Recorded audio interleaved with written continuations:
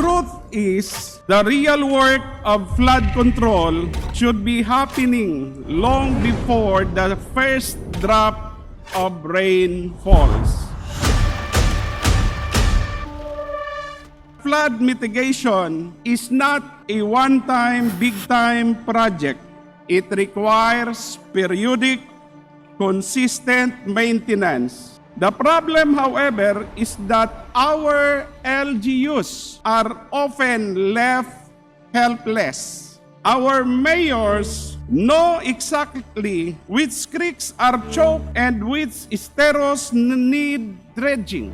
Alam nila ang solusyon, pero wala silang sapat na gamit. We cannot keep relying on a borrowing system with the Department of Public Works and Highways.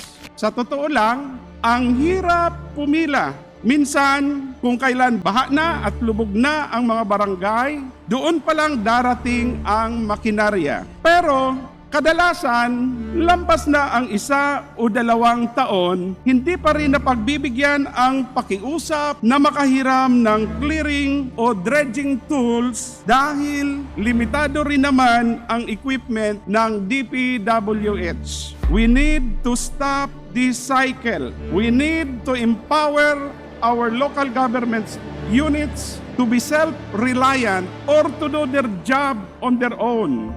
We should help not only Naga City, Metro Manila, Bacolod City, Metro Cebu, and Iligan City. In my district, other LGUs like the municipalities of Calabanga, Bombon, Magarao, Canaaman, Camaligan, Pili, and Ocampo need also help.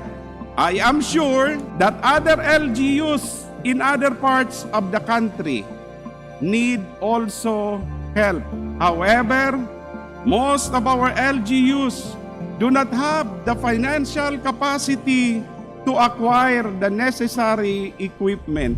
I therefore strongly urge the leadership of this legislature and the executive body to favorably consider the following. First, that we include amphibious excavators and dredging tools as a priority expenditure under the local government support fund.